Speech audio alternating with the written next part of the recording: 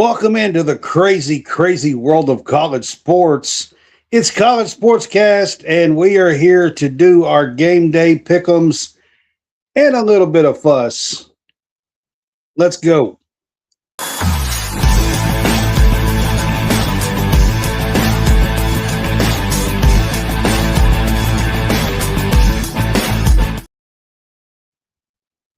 Welcome in, guys. It's Brad with College SportsCast. I've got John Hammonds on here with me. What's up, Hammonds?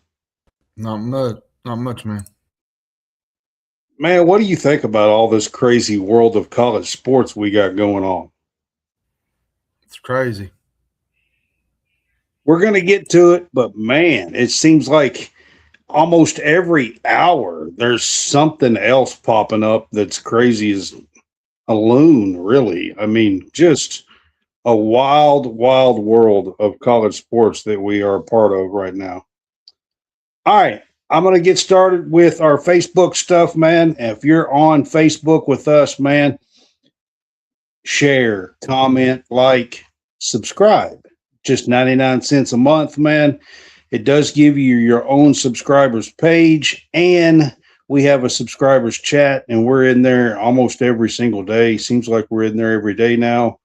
Got a little group in there for you guys. And I try to post info, news, stuff that we hear. John does as well. So join us. It's only 99 cents a month. All right. If you're on YouTube with us, we are growing on YouTube as well. We appreciate you for joining us on YouTube. YouTube is getting close to 750. If you're on there, you can comment, like, subscribe, all that on YouTube, share, and we appreciate you as well. All right. Before we get going here, this is Pick'em. Tonight, I've got a QR code in the top left corner of the screen. If you see that QR code for tonight is going to be our Bet Us link. It is with the Real Fresh channel, and we appreciate Howie Fresh and the Real Fresh channel here. We have, we're on his channel. You can check us out at the Real Fresh channel on YouTube as well. He runs a show, pro show, NFL, NBA, and Major League Baseball, hockey. They talk about all the sports, fresh takes. It is on our Facebook page, so check that out. But this code at the top, if you scan that, you get 125% deposit matches, your first 3 deposit matches. So click that, join that if you like to place a few bets. Please do it responsibly. I am going to leave that up on the show as we go tonight. What's up, Jerry? Glad you're here. Want to put that up real quick as we get started here. All right. The first thing I want to talk about is a game that is actually going on right now, John. I want to do an update, but it is going on. Number 3, Michigan is at number 7, Michigan State. And John, before we get into any topics, I'm doing this first because this game is in the second half probably right now. Can you catch us up on an update on Michigan at Michigan State? It's not even halftime yet. It's still in the first half. Okay. All right. Well, it came on it an hour ago, so I thought maybe it might be past halftime.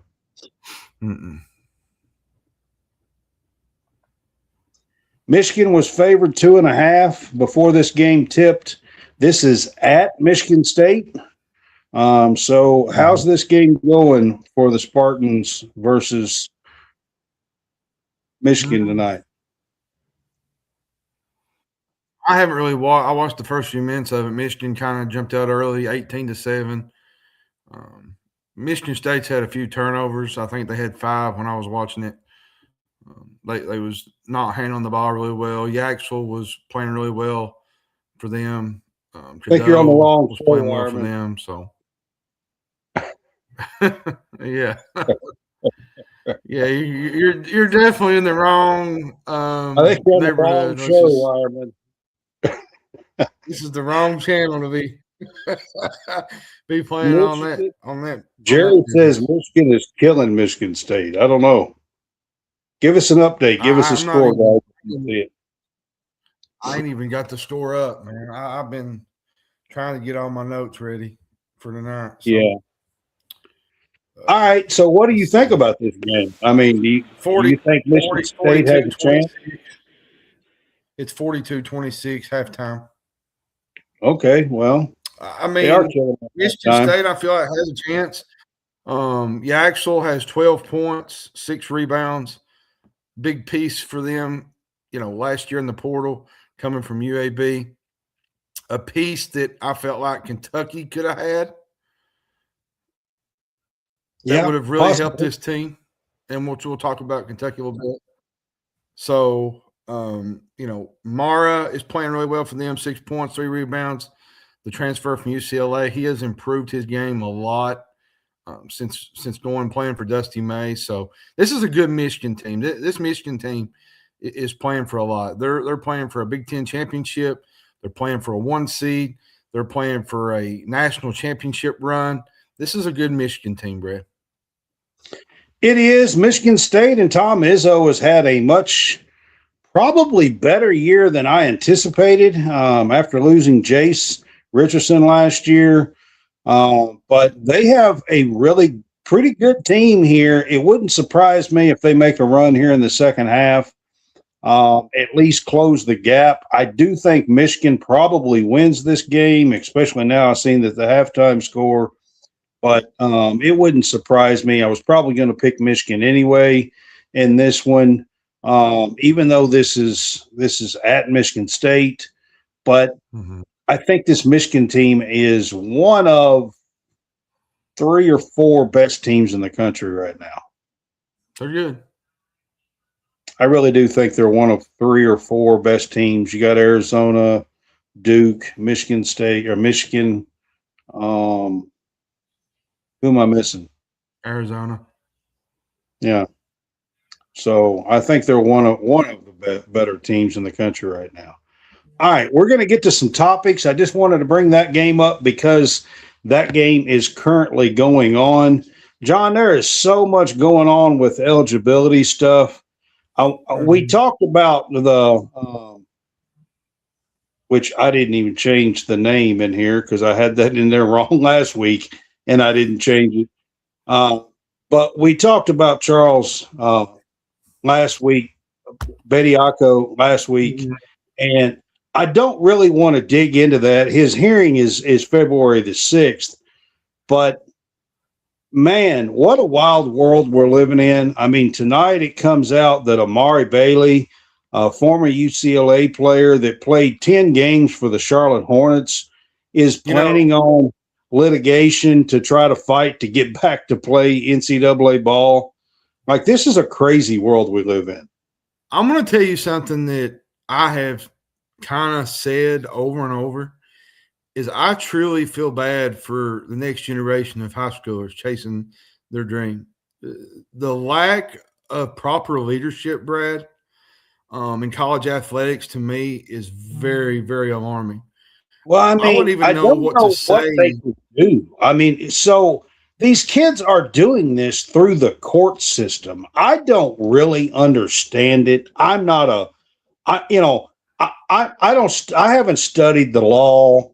I don't really understand when the NCAA has a rule in place, and I don't really understand how a courtroom outside of that can just order you to do something anyway. I just don't really understand this. But I will say this. All this has to do with money is what it has to do with. Now that these kids are getting paid, they want to come back now. They want to come back and make $500,000 or $1 million or 1.5 or whatever.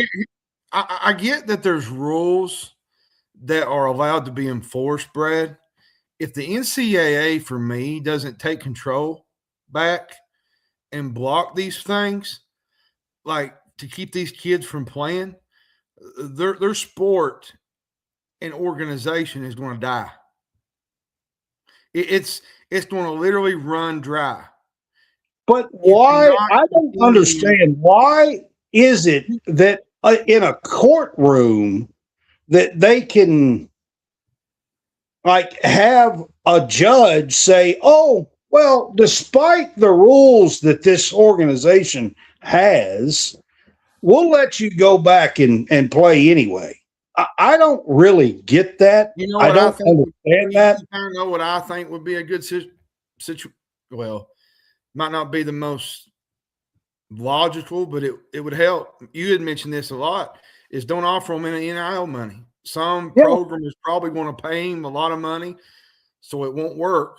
But the coaches and programs could police a lot of this by not offering any payments. You got a kid that's went pro, these players. Then he's ineligible for NIL. John Wall, to me, said it best. Once you declare, you're out. You're done. You're finished. You're in the NBA now. And then I had somebody tell me today, well, he didn't actually sign an NBA contract. It was a two-way deal. I don't care if it was a three-way deal. I don't care what it is. It's still a Exhibit 10, whatever. That's still a pro deal. The two-way is a NBA pro deal. It does give you access to an NBA team.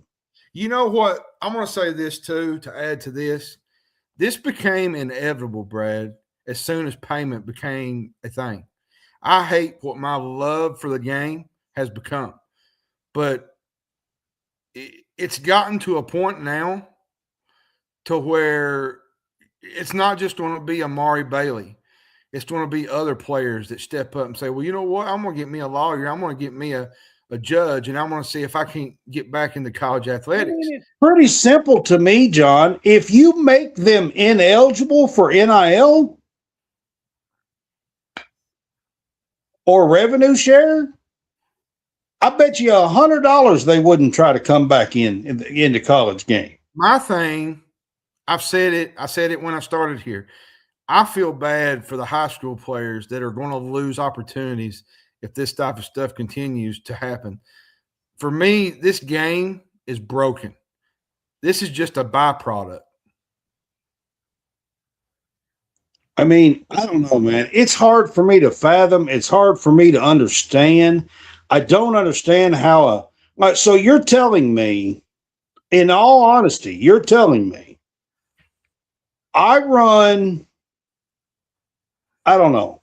Let's just call this, I run the Boys and Girls Clubs of America. Okay.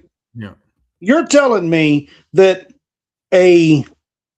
somebody who is, I don't know, let's say 25, and for whatever reason, maybe they have a disability or whatever reason it is,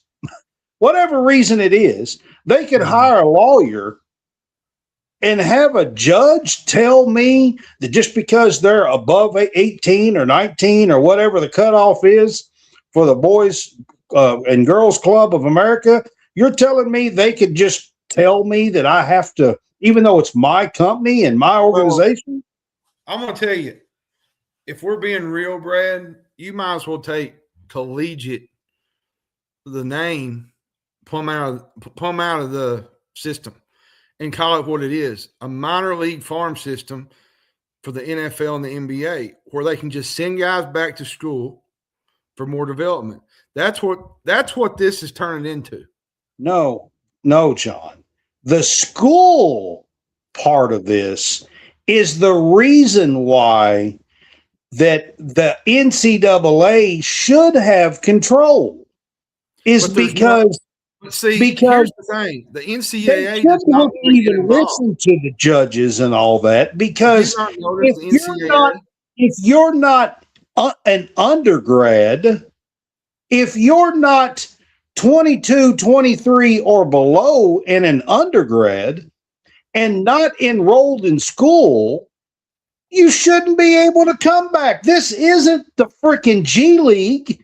We aren't playing. We aren't playing in the damn international France league or something. Well, the NCAA, have you not noticed that they don't want to touch this? Like, I just don't understand. I really don't get it. This is college. Do people not understand that there is an education here? That they have to be enrolled? Like, where's Amari Bailey think he's going to go? I mean, when's the last time that kid was in school? I'm pretty sure classes have started. You know what this Where reminds the me hell of? does this kid think he's going to go? You know what this reminds me of? I feel like this is the equivalent of kids who did amazing things in high school, then fell off, so they consistently have to go back to their old high school to feel important because they didn't get what they wanted in the NBA. That, you know, these rosters, they're not just handing you out candy to being in the starting lineup. Like, these guys are wanting to go in the NBA. Well, you know what? You might not make an NBA roster. You might be going to the G League, young man. That's part of the deal. That's You part of leave the your process. school and give up eligibility. Guess what? Bye. See you later. See ya. Where are you going? Like, I don't understand. Where the hell does Amari Bailey think he's going to go? I don't understand. Well, you know, here's my thing.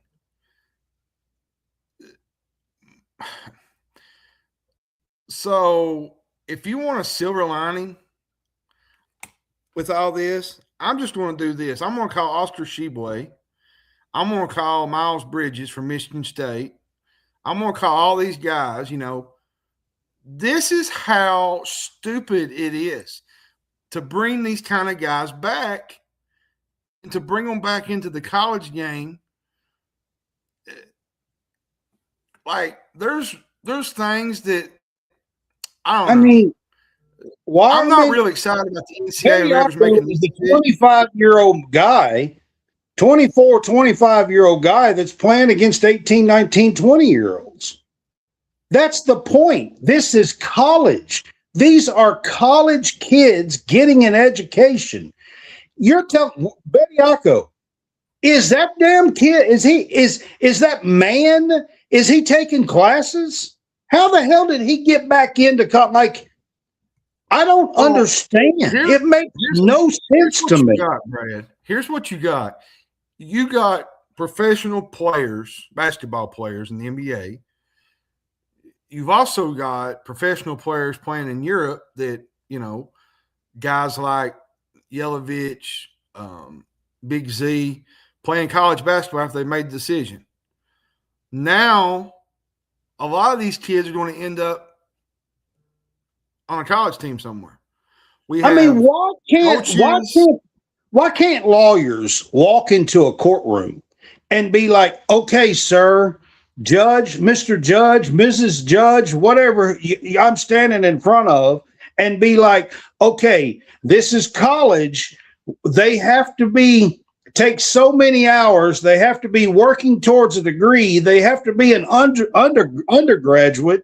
I mean, why the hell can't they walk in a courtroom and the judge be like, oh, I get it. I understand. They can't come back to college. I'm with you, Wyman. I don't know why there is not more flack on Nate Oates for actually doing all this. Oh, I think actually Nate Oates, to be quite honest with you, should be fired. And I think the NCAA should push for it, to be honest.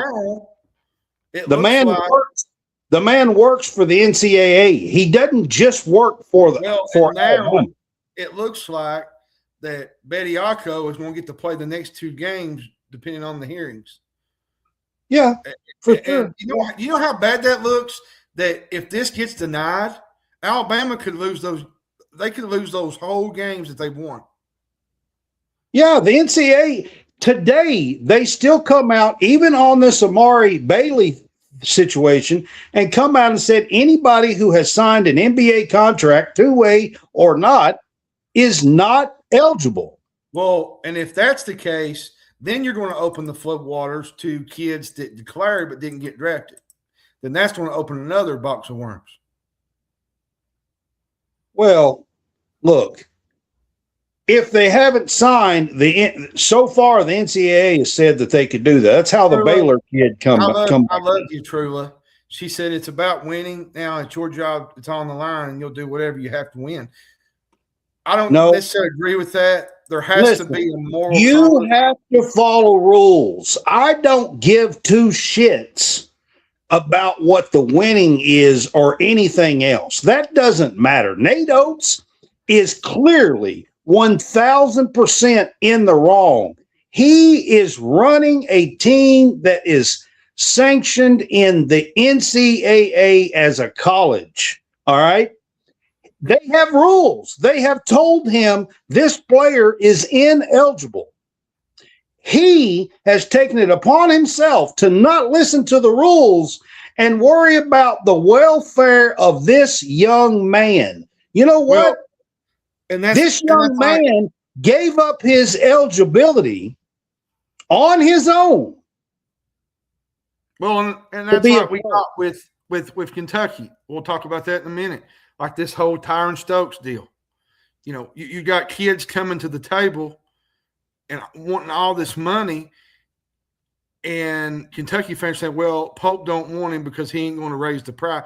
Well, why can't we play hardball like the rest of the college basketball, like Kansas and all these? And you know, and Brad said, well, John, if a player is doing that, then it's time to move on.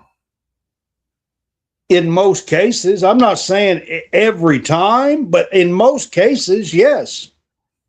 Because you can't just give in every time. If you do that, you're going to be at 1 million, then you're going to be at 4 million, then you're going to be at 8 million. That's what we talked about with Sam Levitt from LSU. Then you're going to be at 12 million, and then 2 years from now, you're going to be at 15 million. I mean, you can't do that every time on every player. Yeah, but if it's the number one player, I think you got to at least entertain it. With what's going on with Pope and what's going on with the program right now, Kentucky needs some kind of momentum. And I think you pay the guy. Here's my thing. This guy still has 3, 4, 5, 6 months before he has to be on campus somewhere. So let's just say tomorrow, January 31st, Mark Pope says, sure, Tyron, we'll give you $4.5 million. Do you really think this kid and his agents and everybody's just going to be like, oh, great, we'll look forward to seeing you in June?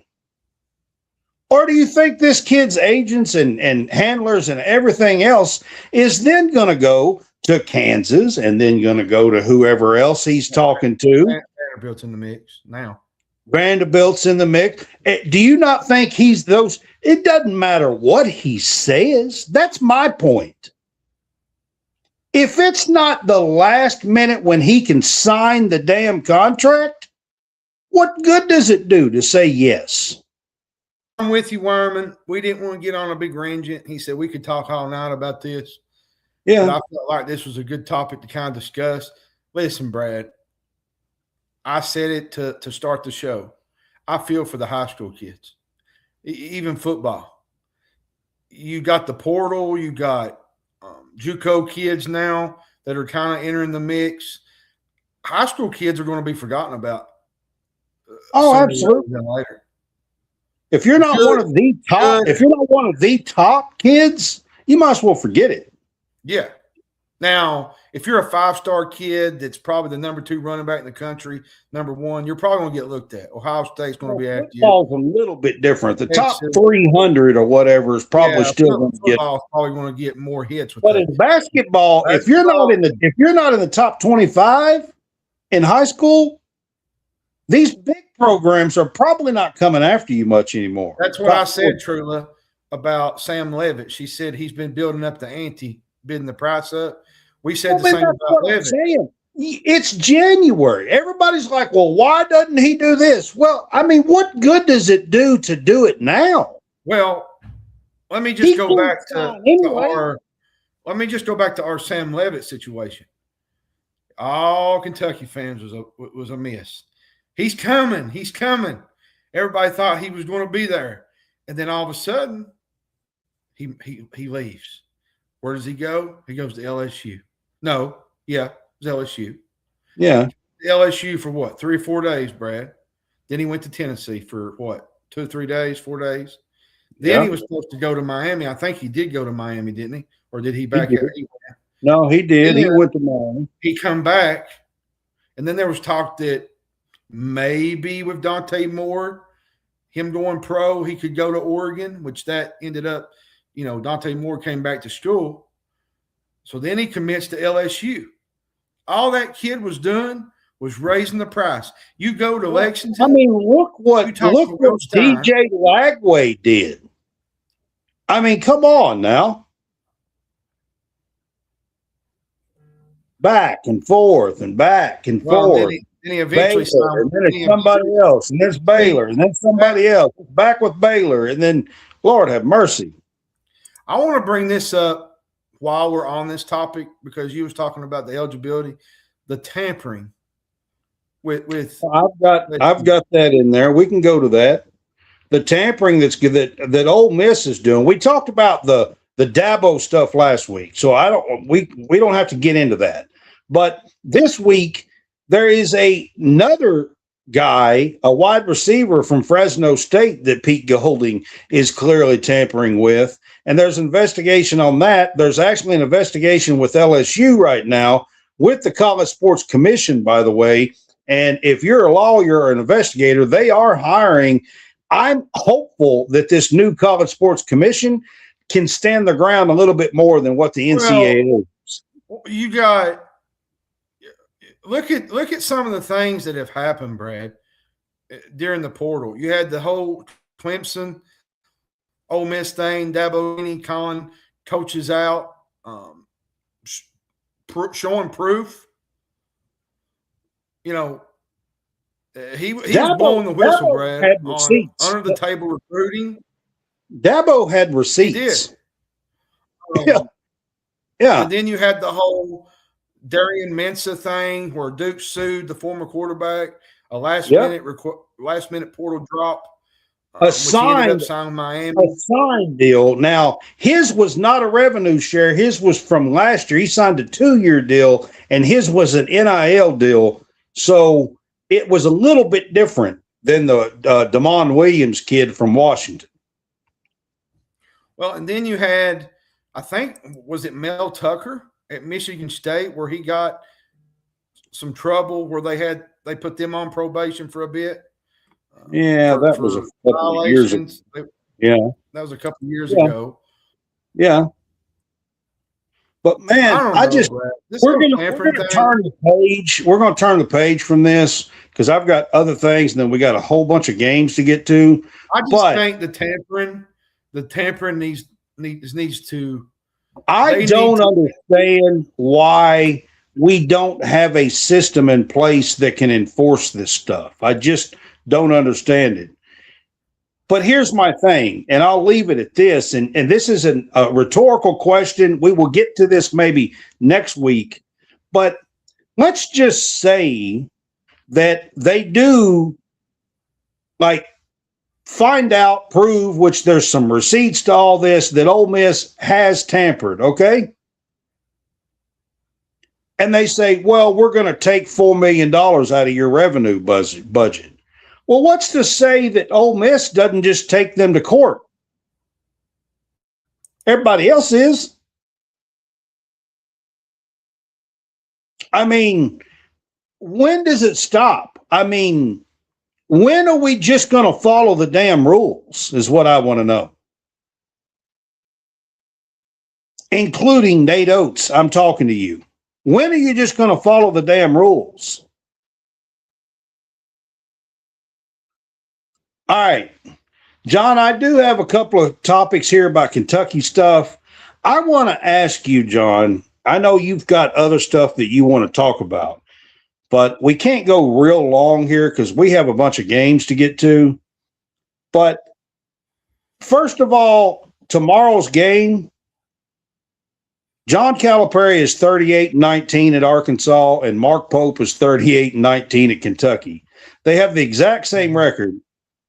And everybody's perception is that John Calipari's rolling. He's got everything going. And everybody's perception is that Mark Pope should be fired. I'm going to be honest with you. It's a year and a half in. That is a toxic, atrocious approach, to be quite honest with you, John. And my question to you, and then I'll let you go, is this. I think Pope needs to hire a GM and maybe a director of player development, something like that, player personnel, something like that, and a GM. And I think he needs to hire somebody that will help, a couple of people that will help him out and moving forward in building a roster. I do. I think they need a GM, like you said. They need like the football where they have different people behind the scenes working their hands, and let Pope kind of just do what Steins has done, do interviews, do post-game, let him kind of rest. Listen, let's be fair, Brad. Pope is taking a beating right now. The fans are getting they're getting restless. They're calling for his head. Everybody's talking about they spent 22 million on this year's roster, making them probably one of the most expensive teams in the country. They also went after Pope, which they got 27.5 million to get Pope. And I think that contract not through 29? I think so. I believe it is. Yeah, I think so. To me, there has been little to have fun about. Let's be fair though. Injuries have depleted their depth. We dislocated shoulders, feet problems. I think somebody's had their pinky toe shut off by now. I mean, it just seems like there's just so much happening. It seems like every time I turn around, there's something else. My question to you, how long can he hang on if this continues into next year? Well, I mean, John, he has to make some changes. He has to get a GM.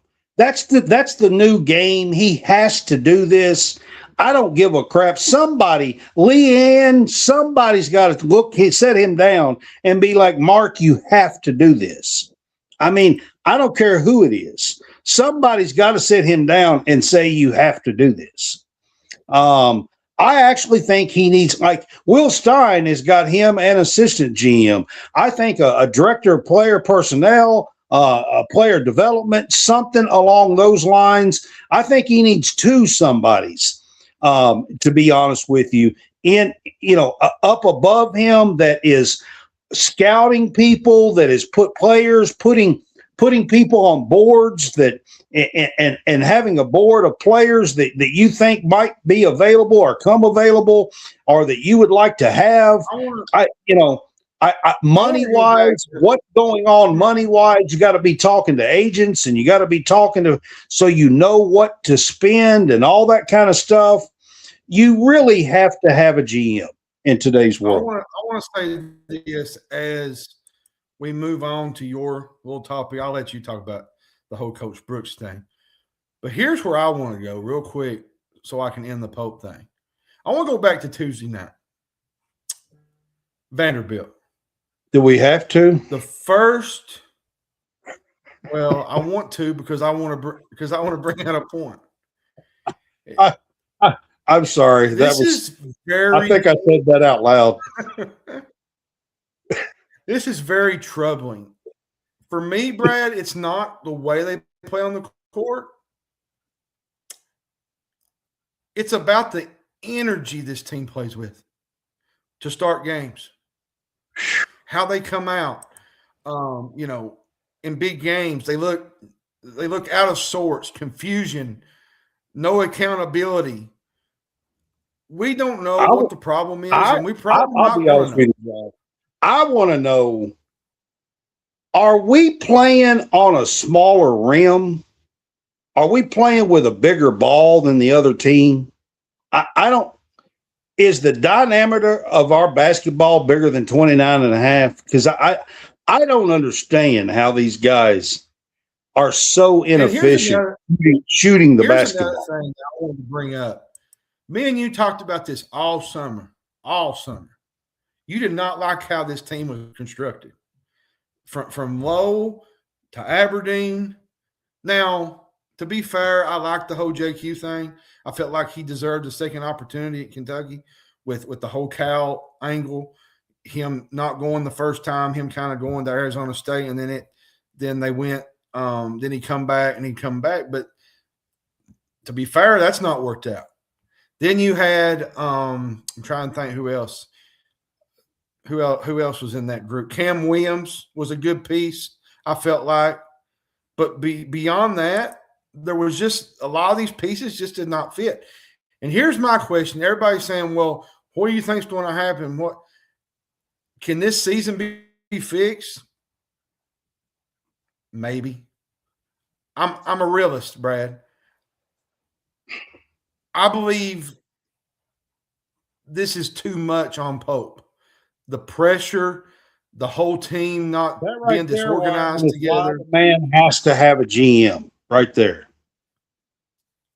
Now, I want to bring this up and we move on to Brooks, Brad. I do expect him to kind of go back to what he knows and get players who fit his system next year. You know, he has to. And I'm going to say this, and I don't know if Mark Pope is listening to me right now. I hope he is, and I'm not saying anything disrespectful. I want him to know this. Get you 2 legit stud point guards. And shooters. Get you 2 stud. Let me repeat that, Brad. Get you 2 stud point guards. And you want to know why I say that? Because look what's happening this year. Lowe went down. Either that Cam Williams went down. or know that you're going to count on a guy by the name of Jasper Johnson to be one of them. To be fair, on Jasper's part, he is a freshman, Brad. And it's hard to throw a freshman into that kind of environment. And don't get me wrong, Jasper's got a lot of talent. Jasper can shoot.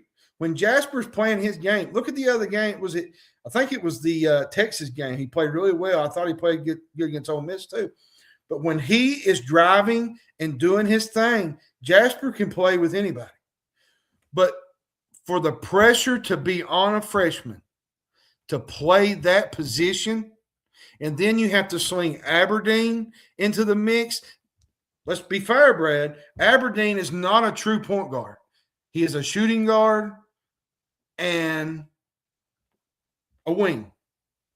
But now he's having to play the role of George of the Jungle and having to mix it up with Jasper, and you're screwed because you don't have no other point guard to kind of slide into that spot.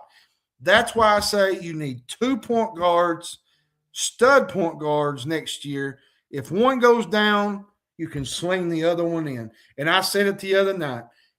Why didn't we go after the kid from Oklahoma, Nigel Pack? He had some big shots against Arkansas. There were some decent shooters in that portal, and we didn't go. I wouldn't say we refused, but we didn't go after the pieces that I thought we would go after. Like, I don't understand where we was going with this roster. I don't understand. Maybe I'm just clueless. I've said since April. I've said since April that it was not constructed right. That it was there. That Pope's offense is predicated off of shooters shooting the ball from outside. If he doesn't have that, his offense doesn't play good, and we have seen that every single night. So, Pope, you know, honestly, you have to hire a GM. You have to do something with player development, with personnel. You need help with this. Period. I want to say this while we're on here. I want to say how great of a job Denzel Aberdeen is doing. That kid, Brad, me and you talked about the other night. He is busting his ass every single night. He's playing his guts out. Did you all know that Otega Oweh and Denzel Aberdeen were the only ones in double figures on Tuesday night? They're the only ones that made more than one field goal the entire game. Let's end it right there, okay? For real. Yeah, let's I'm end it on that note. I'm 51, that's what I said, Wireman. I could do better. That's what I said. That's what I said, Wireman. He's not a true point guard. He's a shooting guard, and he plays on a wing to be used as a we got to move on. I've got another topic here, and we got a shit ton of games to get to if we're going to do all this. So I've got to move on from all that. I do have something to say about Kenny Brooks and the women's team. Man, I first of all, I love the women's team. I love Kenny Brooks. The past week and a half has not been fun. They have lost 3 in a row for the first time under Coach Kenny Brooks. But I have something to say, man. I hope, Kenny, that you have learned a lesson here. Last year, you had a team that you only had about 8 or 9 pieces that at the beginning of the year that probably was going to play a lot for you. You had about 8 or 9 pieces. You had 2 of those girls go down with injury last year. Jordan Obi and Dominika Perova went down with injury. Yep. You had a great season, but towards the end of the season, you didn't have the players to play. You didn't have no production off the bench. You had a very, very, very short rotation, and it cost you. The girls were playing 37, 38, 39 minutes a game, and it cost you in the SEC and in the NCAA tournament. Then you went out in the portal this year. Got Gilman. Again, you had about 10 pieces, 9, 10 pieces that was ever going to play for this team. You got the LC girl, big girl that's redshirting that is not playing. Gabby, listen, I love her. She's your daughter. She's not playing a lot of minutes for this team. Everybody knows it. I mean, I'm just being honest with you. And the deal here is, man, you don't have the production. You can't take the hits of injuries. And again, here we are, mid-SEC season. You're having to play 37, 38, 39 minutes a game. You're playing 5 or 6 girls. You've got 2 key components that you thought you were going to have for this team sitting on the bench injured. And here we are, 3 losses in after a team that went on the road and beat LSU to open SEC and has every opportunity to be a top 5, top 10 team. The only reason why they're not is because you refuse to fill up your bench and to have a productive bench. I love you. I do, man. You got a great class coming in. I will give you all the credit in the world today.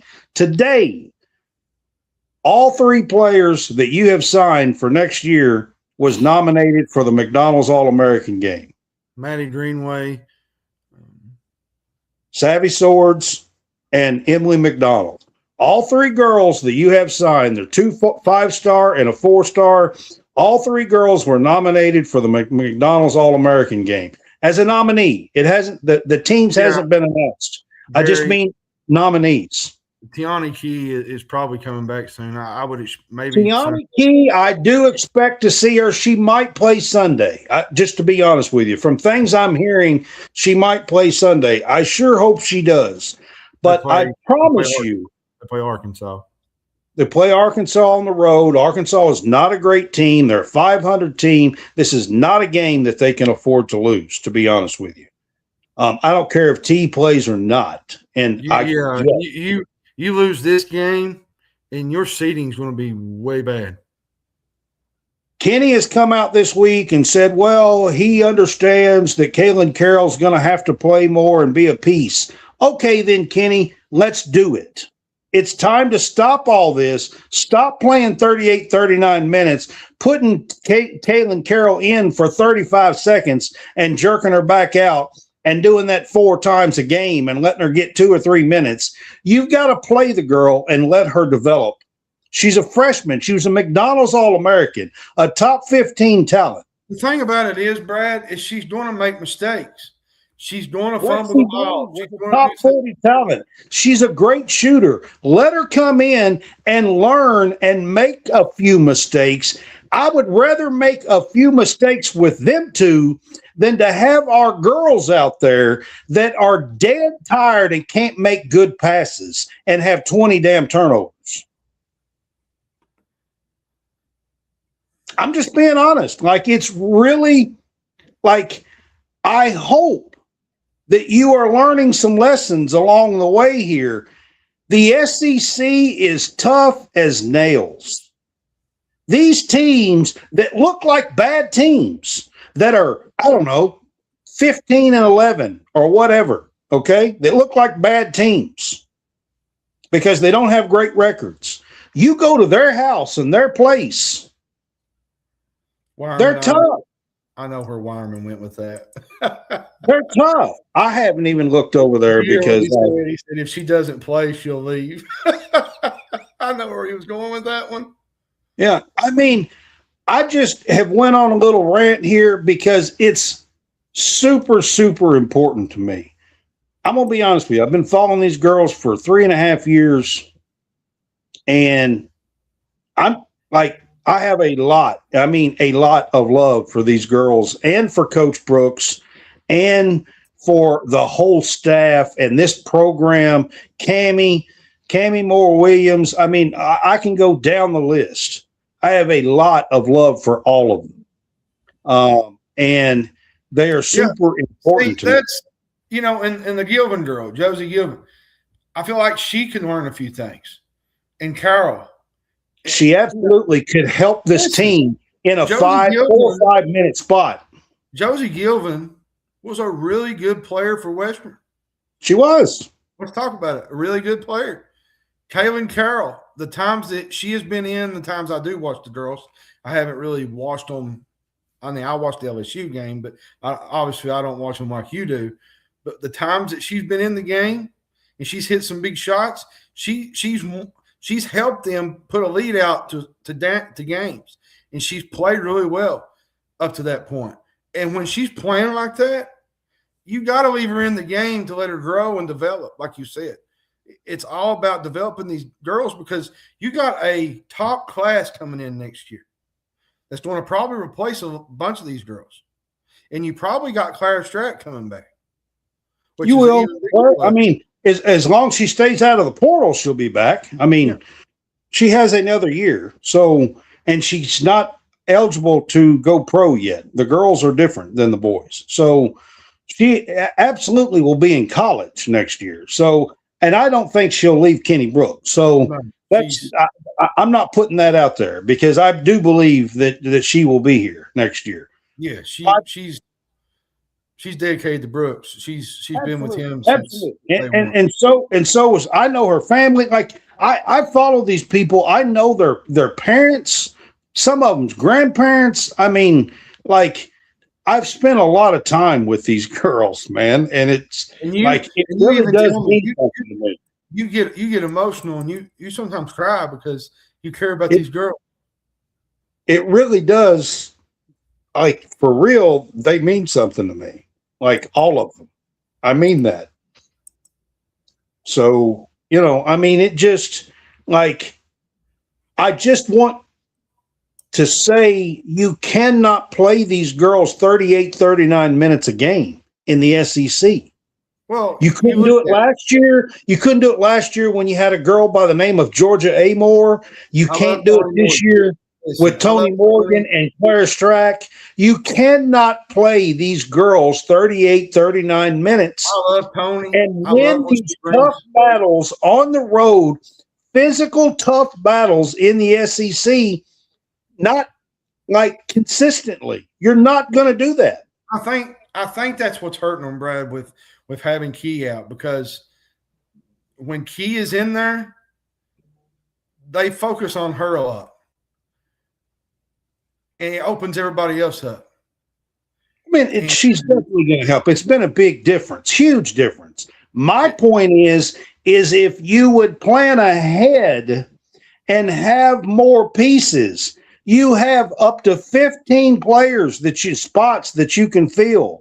I don't understand why you only have 9 or 10 players on the bench to start with that would possibly play. You're going to have to start filling the roster spots with players that are capable of coming in and playing when you need them, whether that is foul trouble, whether that is an injury, whatever that is. We better get to our games because it's getting. Yeah, we done been on for over 50 minutes. All right. I just had to get to it. I had to say a few things. I love you girls and I love you, Kenny. I really do. I mean that from the bottom of my heart. All right. Duke is at Virginia. Duke is a 11.5-point favorite. John, I threw this one in because it seems like every year on the road in the ACC, Duke plays a stinker. And sometimes it's Virginia Tech, it seems like. And it seems like they get beat on the road one place almost every single year. And do you think this could be the game? Do you think Duke handles this like class? Yeah, I think Duke wins this game. Boozer's playing really well. Evans, this Duke team is legit, Brad. I watched them play against Louisville the other night. You know, granted that was at home at Cameron Indoor, but the way this Duke team plays, it's not really their offense. It's the way they play defense. They get after you. They force block shots. They run up on you on the three. Like, this is a really good Duke Blue Devil team. Now, do I say that Virginia Tech might have a few shots go in early, take an early lead? They're like 16-5 or 15-6 or something like that. Maybe get the crowd kind of energized. But when it's all said and done, I think Duke kind of puts this game away. And I only put this in there because it seems like every year on the road in the ACC, Duke plays just a stinker game and gets beat somewhere. All right, Texas Tech, who is number 11, I think, in the country. I don't have that on there. Is a 4.5-point favorite at UCF. John, UCF is like 16-4 or something like that. They got a good team. They do, but I'm going to take Toppin. I love Toppin. I think he's probably one of the top players in the Big 12. They are playing at a legit high level right now, Brad. Go Sparty. I love this Texas Tech team. They get after you defensively. Now they've got a little bit of offense. Grant McCaslin might be the most underrated coach in college basketball. I mean, what he's done the last few years, including at his previous stop, is pretty impressive. It's pretty impressive. Now, give me Virginia Tech. Give me Texas Tech. I like this Texas Tech team. They're playing really, really high-level basketball right now. All right, John. We're going to move on to SMU at Louisville. SMU had a pretty decent team this year as well. They're around that same 15-6, 16-5 mark. Louisville has struggled, but they seem to play better at home. They're a 9.5-point favorite here. I think Louisville's going to take some frustration now after losing to Duke like they did Tuesday night. Monday night. That was a tough game You know, Pat Kelsey in Louisville is going through a little stretch here where they're not really playing good basketball, Brad. They play bad away from home, though, seems like. And they play good at home. It's just mix and match sometimes. I look for Brown to have a big night here. I like Brown. I think Conwell plays really well. I think he's due a bounce back. Against Duke at one time, he was like 0-8 from the field. He had a bad game, and he's a really good shooter. So he is. Yeah. Give me Louisville. I like Louisville. I think they win this game. All right. This is a big one on tomorrow. Number 13, BYU's at number 14, Kansas. Kansas is a 4.5-point favorite in Lawrence. Does BYU still won at the Phog? I don't think so. Kansas is different at home. They just play different. You got the crowd against you. I hate to say it. You got the refs against you. I mean, it's a tough battle to come through. What I'm interested is you got probably two top picks facing off. Darren Peterson and AJ DeBonta. Now, let's be fair. Peterson's missed, 10 games this year? Now, they're saying he's expected to play tomorrow, so they are a better team with him, I think. Oh, for sure. They're 8-2 without him, but still, I feel like they're a better team with him. DeBonta's played well. He scored – Brad, listen to this. He scored 76 points in the last 2 games. The kid is a star. Like, he's a star. There's no way that kid is not number 1 or number 2 in the pack. Him or Boozer, whoever has the number 1 pick is going to have a tough decision. I expect this game. Decision. I expect this game to be close. I think it's going to be a lot of fun. But give me Kansas at home. I will say this: Houston is really good on the glass. I think they're the number 1 offensive rebound team in KenPom. So I feel like if they're going to win this game, they got to at least get some rebounds and kind of crash. I'm going to take the spread in BYU. I'm going to take the points and say BYU at least covers in this one. I'm taking Kansas to win this game. I just feel like at home they're tough to beat the Phog. All right, John, I threw this one in because this is always a fun matchup out west. St. Mary's seems like beats Gonzaga at least once every single year. They have beat them at Gonzaga a few times as well. You know what's crazy is the Zags are a 9.5-point favorite here, though, John.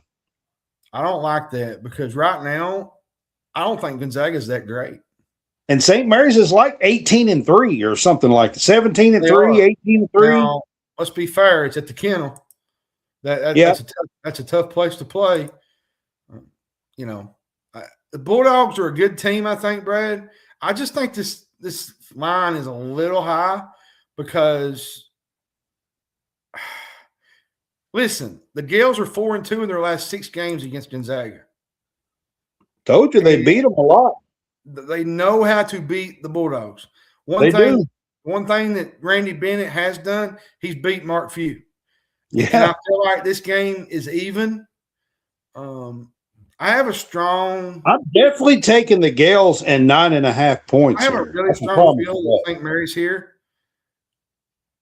I think this game should come down to free throw shooting towards the end. And Gonzaga is not a great free throw shooting team. I think they're ranked last at 64%. And they've not really played a lot of great competition. I mean, there's a few teams in there that's real good. St. Mary's is good. Gonzaga, Santa Clara. I'm going to give you a team that's playing really well is Pacific. Grand Canyon is not bad. Pacific has actually doubled their win total from a year ago. So there's some, opportunities here for, Gonzaga to play some of these tough teams. Well, really, it doesn't matter. Every year, somehow the Gales figure out how to play the Zags tough. Every year, Brad, it's St. Mary's and Gonzaga when it's all said and done in the conference championship. So let's just call it what it is. Let's call a spade a spade. They're always playing one another. Randy Bennett, Mark Few. There's no rivalry any better, I don't think, in college basketball. It's a great rivalry for out west, for sure. Absolutely. Give me the Gales. I like the Gales. I'm taking the Gales in the 9.5. I mean, Zags might win this game at home. I just don't think they're going to cover 10 points. All right, John. I knew it. I knew it. Kentucky, Arkansas. Listen, I had to throw it in here. For me, John may not want to pick this game. I think Arkansas wins. I really do. I just do not think that. I'm going to tell you something. I don't think mentally after what was it, Wednesday night, Tuesday night. I just don't think. I think it's going to be awful tough to go in there. I'm going to tell you something that nobody is thinking about right now. Arkansas likes to play fast, right? They like to kind of get it up and down. They don't play a lot of defense. Well, guess what? Kentucky likes to do the same thing, and they've not been able to do it. Well, not a lot, but they should be able to tomorrow. The only problem is, John, again, can they hit more than 5 shots in the first half? Listen, Brad, let's just be honest. They put up some ugly performances. I mean, look, this has not been 1 or 2 games or even 5. I mean, we're setting 20 games in. Like, I'll be honest with you, John. It's like it seems like 17 of the 20 games they can't shoot over 25% in the first half. We ranked second in field goal percentage in the SEC. Or first, I'm sorry. Arkansas. That means Arkansas is going to probably have some open shots. They're going to get some buckets. A-Cuff's going to do his thing. I hope you're right, Jerry, but until I see it right now, I can't believe it. I mean, every game, it's the same thing.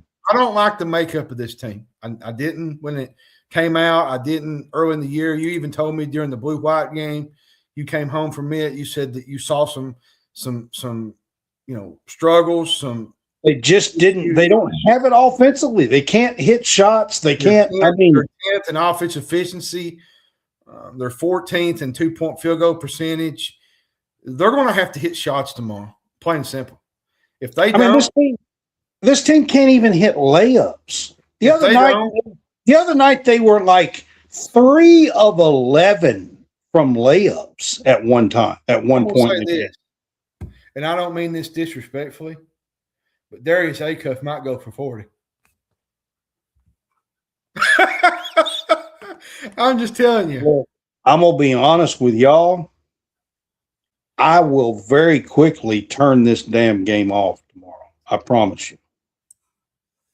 Very quickly. I'm not watching. I didn't watch it last year, if you want to know the truth. You didn't. We actually talked during the game, and you was doing something. You was watching a movie or something. I'm not doing it. I'm not doing it, y'all. I promise you. I might start it tomorrow, but I bet you within 5 minutes, if they can't hit a shot. Just saying. Good night. That's exactly right. I ain't doing it. I ain't looking at that smug crap. I ain't doing it. I ain't listening to it either. I can promise. Alabama is at Florida. I think this game is on Sunday, John. I believe so. Yeah.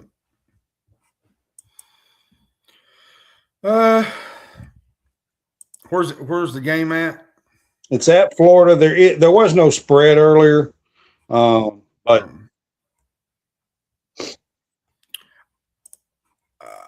I don't know, Brett. Florida, to me, has kind of turned that corner.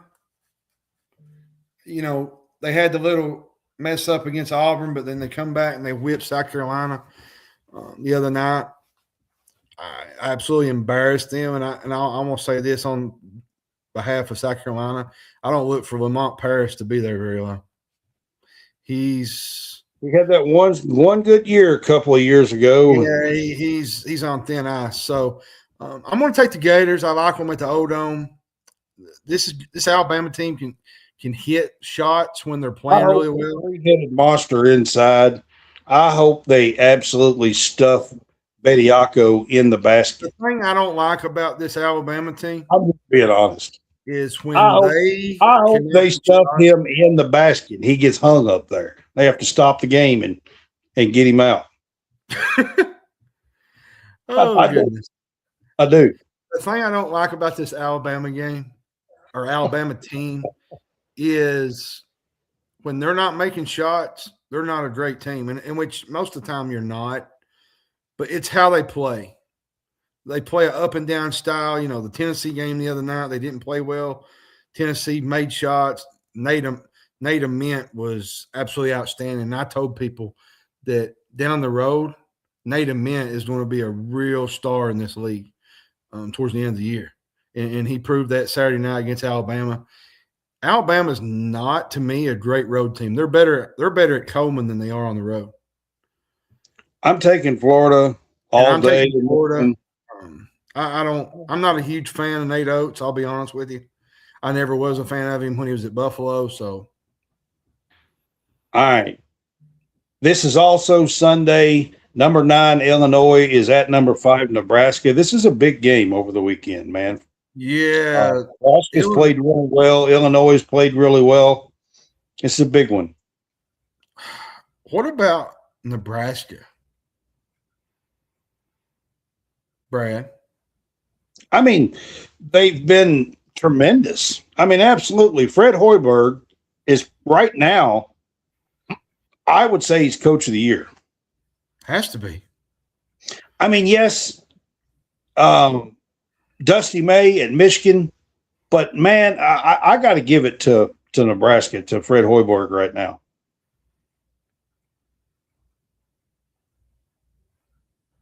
What do you like about this Illinois team? Because they're so smooth when it comes to playing the game of basketball. I had to put that up. Sorry. They are just easy to like. Listen, the Illinois team, I mean, Brad Underwood does a great job as well. I do like this Illinois team. Could they go, into Lincoln and win here? They could.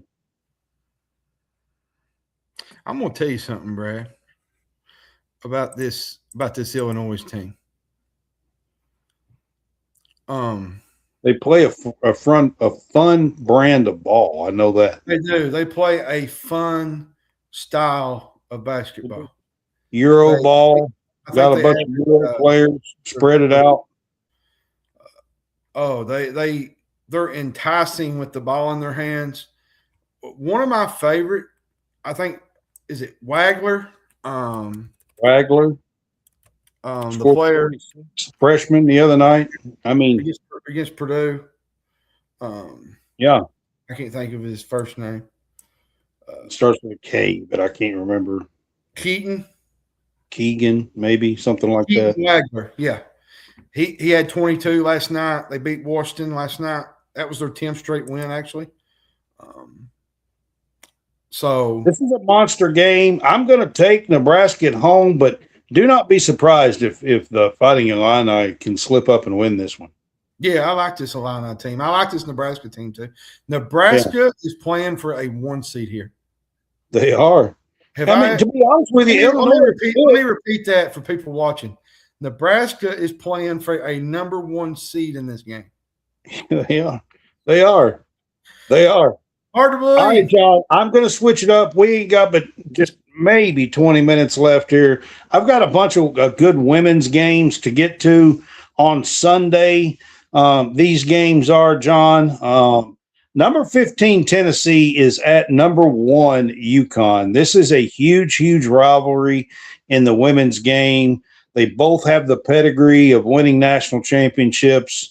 Last year, Paige Becker went into Knoxville and kicked the living dog crap out of Tennessee on their home floor.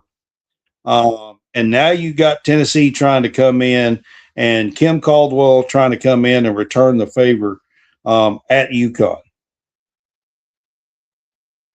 Tennessee beer to worry about the way they played the other night. That was, oh, man, they didn't look good. Mississippi State. And now they're going up against a UConn team that is absolutely loaded. They play number one UConn tomorrow. Let's be Or fair. not tomorrow, Sunday. Team's good. They got a good 5. You know, I love Talasia Cooper.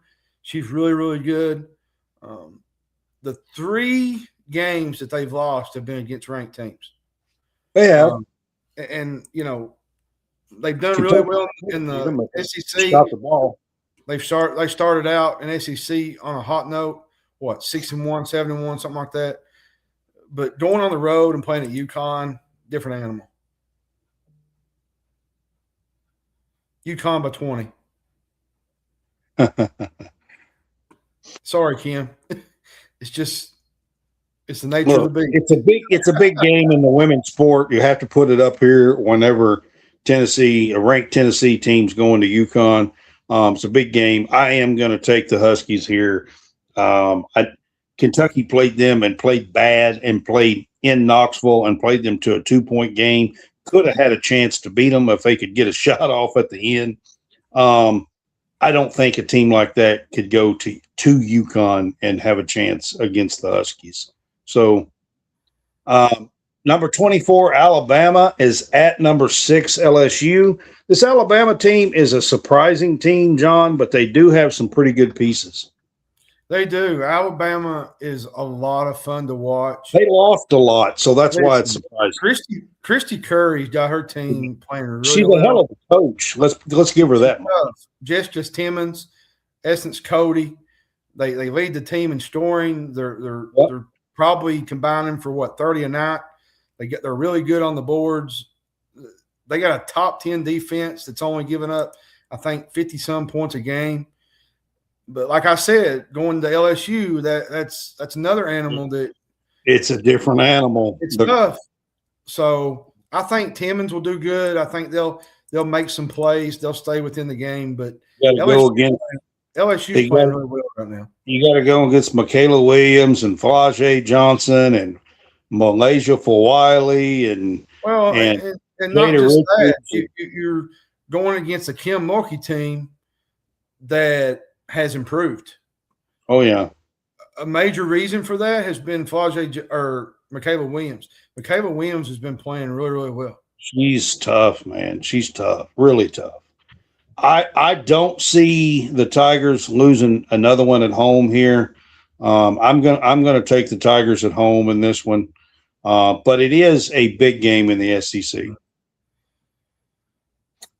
Another Michigan State matchup here. The girls also play this weekend. Number 9 Michigan is also at number 13. You've never heard of a girl named Olivia Olson?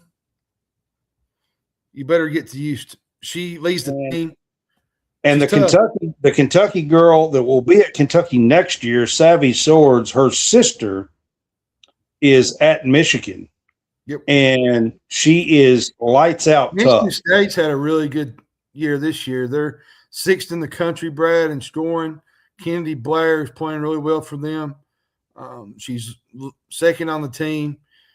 They have 5 players, Brad, scoring 10 or more points a night. That's tough. And LSU's got 7 players averaging 10 or more a night, by the way. This game is at the Breslin Center. So this will be a tough game for Michigan. But I think Michigan with their guards, I think they'll hang tough in this game. But at the end of the day, I think Michigan State wins this game. I think they take the home game. I think they'll split. Yeah, I think so too. I'm going to take Michigan State at home here in this one, but don't count out this Wolverine team. This girls' team is really good as well, so it could go either way. In the Big 12, number 14 Baylor is at number 24 West Virginia. Baylor has really kind of come on as of late. The last 8 or 10 games they've been playing really well. is playing really well. Yep. Bugs, they had a big win early over Iowa State. They beat Duke. Yep. They continued that momentum from early December. This is a really good basketball team. And Got a great West coach. Virginia, I feel like, is a really good team as well. West Virginia has some really good stars on their team that I think can give them some fits. And this is at home. So, this is going to be in Huntington. Yes. Playing at home is definitely going to be a bonus for the Mountaineers here. But I think I got to take the Baylor girls. I mean, they have the program. I think I'll take them on the road here to win this one. All right, this one is a big Texas matchup here. We've got a couple of big Texas matchups. So I want to get to this one first. Number 12, Texas Christian, TCU. Is at number 21, Texas Tech. Texas Tech is like 21-3 or something like that. TCU is playing really good. Suarez, Olivia Miles, they have an elite They got defense. a couple of ex-Kentucky players as well that I like to keep up with. Mark Campbell is a Maddie Shear is there, and so is Claire Silva. Both are Kentucky players. Mark Campbell is a heck of a basketball coach. Yeah. He's a good coach. And then when you look at, Texas Tech, Christy Gurlich, she's probably got her best team she's had. Yeah, for real. They do. And this is going to be at Texas Tech. So this is in Lubbock. I mean, that's probably going to make a difference. Jalen Bristow, Snutta Collins, they got a really good defense. They're moving up in the rankings, Brad. This is a good Texas Tech team, and they're kind of going off the football and the men's basketball. Texas Tech's got some great things. They got a good program going right now. They really do, all around. Yeah. They do. I like Texas Tech at home. Texas Tech, they play really good elite defense. I think, I'm not going to go against my TCU girls here.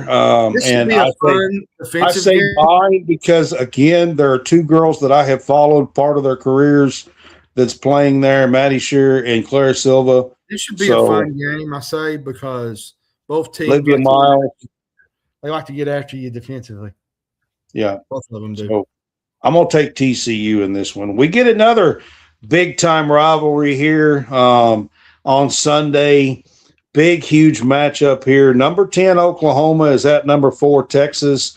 This should be a fun one, John. Aaliyah Chavez might be the best freshman in the country. Yeah. She's really good. Now, they've taken a dip lately. They haven't played well. Now, they did beat South Carolina the other night in overtime. They dropped a game to Kentucky earlier a couple of weeks ago. They're kind of up and down. They bounced back with a big win, Ole Miss. Then you got Texas, I think. Vic Schaefer, man, great coach.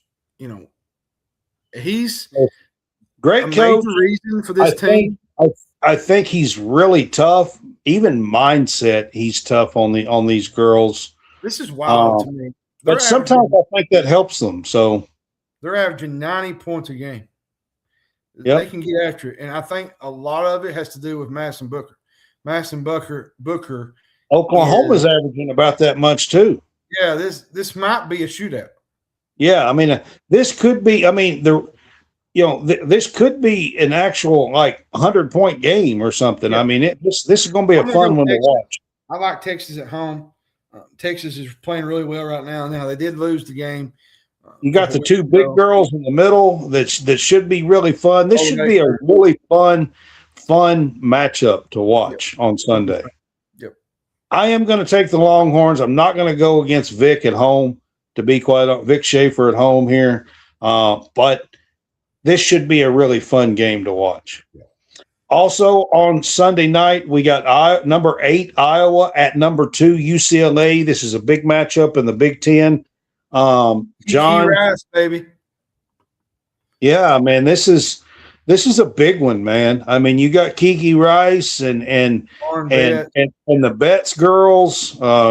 You got her sister there now. See the freshman that's there now. Then you look over at Iowa and you got Ava Hayden, Hannah Stokey.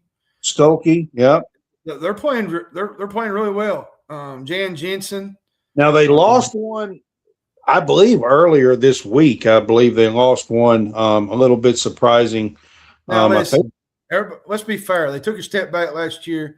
You know, their Hall of Fame coach retired. Caitlin, but Jan Jensen's got them going like they're like 18-3 or something like that this year. Jan Jensen has got them playing really well, I think. And they're number 8 in the country. So I mean, yeah. But I do like UCLA at home. I think the road factor will play a big part here. And I love Kiki Rice as a point guard. She can just do whatever she knows. She loves the game about. I just love watching her play. She just plays the game. You gotta love the name Kiki, right? I mean, it's just a fun name, Kiki. I don't care if you talk about basketball.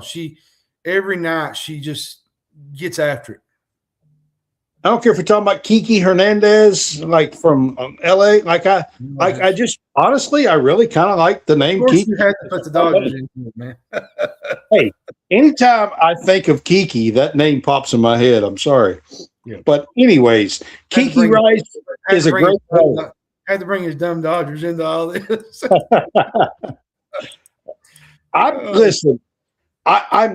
I want to take the Hawkeyes in this one, to be honest with you, but I think the Bruins will find a way at home. Yeah, I do too. All right, John, we're going to wrap it up with this one. I don't really want to talk a whole lot about this one. And I say that, and I'm Arkansas is about 11-11 or something like that, 11-10. Arkansas, but if you cannot they got a brand new coach there, new system, put together with a bunch of transfers and stuff. This is a game that Kentucky absolutely has to go down on the road in Fayetteville and win. So both the men and women are in Fayetteville this weekend. Just so you guys know. I just want to say this about this game, kind of. You simply can't lose this game if you're the girls. And I say that because you lose a game like this is going to just dismantle your seeding when the selection committee comes out. So win this game, get over the hump, and get back to winning basketball, and hopefully Tiana Key will be back. So she could play Sunday. I'm not sure. You know, this is a game that they should be able to win even without her. It would give Tiani another 3 or 4 days because they have a big game on Thursday. Michigan is about to beat Michigan State. Dang it, Sparty. They're up 8 with 50-something seconds to go. Well, I mean, they were down 16 at halftime. So I told people when this thing started, when our show started, Michigan is playing at a level. And I'm going to tell you something. Dusty May next season, with the NIL the way it is and the way the things are moving, he might have a better team than he did this year. He's doing great. I want to say one thing about the Kentucky girls before we end it up here. I want to see y'all quit playing so sloppy. Like the last 3 or 4 games, even a win or two that we had, I still think they have played so sloppy with passes, sloppy with catching, a lot of turnovers. I want to see you get back to what I believe is a championship level that I think you guys have. So I'm hoping that Kentucky will go down there any way you slice it, whether it's with Tiani Key or not, and win by 15, 20 points. I hope everybody's staying warm tonight. It's awful. Chilly, breath. It is. Speaking of chili, I might have to go eat some. Yeah. Oh, and folks, he was not kidding when he said he'd turn the Arkansas game off tomorrow. When he said that, I absolutely was not kidding. Not at all. You'll see him on the other side. I'm gonna tell you guys right now. I don't do the smug. I'm not doing that. I'm not listening to it. I'm not doing it. And if gosh, announcer Jimmy, It ain't Jimmy tomorrow. if he's doing this damn game tomorrow, it's off. I'm not even turning the damn thing on. You know who it is? You know who it is? We've never had him. Who? It's your favorite, Fran Fraschilla. I like Fran. Fran might be all right, maybe. We've never had Fran. Well, I mean, he's neutral. Fran's pretty neutral when he calls games and Big stuff. 12 country, Big Yeah. 12, whatnot. Yeah. It's been rare to. I don't even think he's covered a game of ours. If that's who it is, I'll like that, man. If it's Jimmy Dykes, I'm turning that shit off real quick. I can tell you that, because all he does. He got pretty informative Tuesday. All he does is slop up and down somebody. That's all he does. You're just mad because he didn't give you the credit. Lord have mercy, it's hard to listen to. Can't do it. And if we're playing them, there's not a chance in the world I'm listening to it.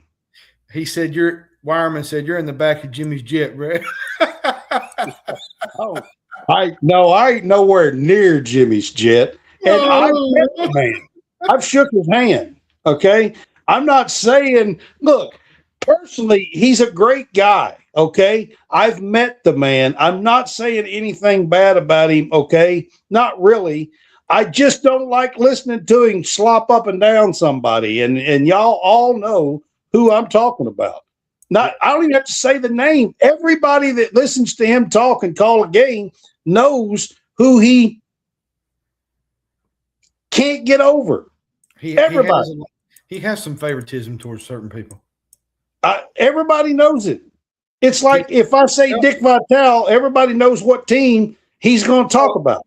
To be fair, Jimmy does the same with Rick Barnes as well from Tennessee. That's because there's two teams he does that to. And if you happen to know, I'm pretty sure he has a daughter that is on the cheerleading team at the University of Tennessee. That has a lot to do with it. There you go. Yep. There you go. That's why they're one of them right there. Yeah, but you would be too. But I will say this. He is a very nice man. He is a gentleman. He is like he is great to talk to. If your daughter went to a program, though, you would be kind of like he's a really nice man. He really is. I'm not saying anything bad about him as far as that. Wireman said you can go 4 more hours, he said. Are you paying me, Wireman? I don't know what we'd run out of things to talk about. Let's work out an NIL deal, Wireman. Right here. Let's put it in writing. You type it in, I'll agree. Come on, Wireman. I do have something to say on an all serious side. During the fall, I don't know if she's watching, but Terry Bryant, the stepmom of Ty Bryant and Cisco Bryant, former UK player, we will be going on one of her shows during the fall. We're trying to work out a deal the weekend of the Youngstown State game. I don't know yet. And maybe we can get her on our show too, or Cisco on the show. We'll come together, and we're going to kind of just talk UK football and the effects of college sports right now, because she has a lot to say about that. Me and her kind of talked about that a while back, so can't wait to do that. There's a lot of things happening. Hopefully we can get some guests on this summer for you all. We've been trying. It's just really tough to get guests on. Ain't no damn way, Jerry Carter. Ain't no way.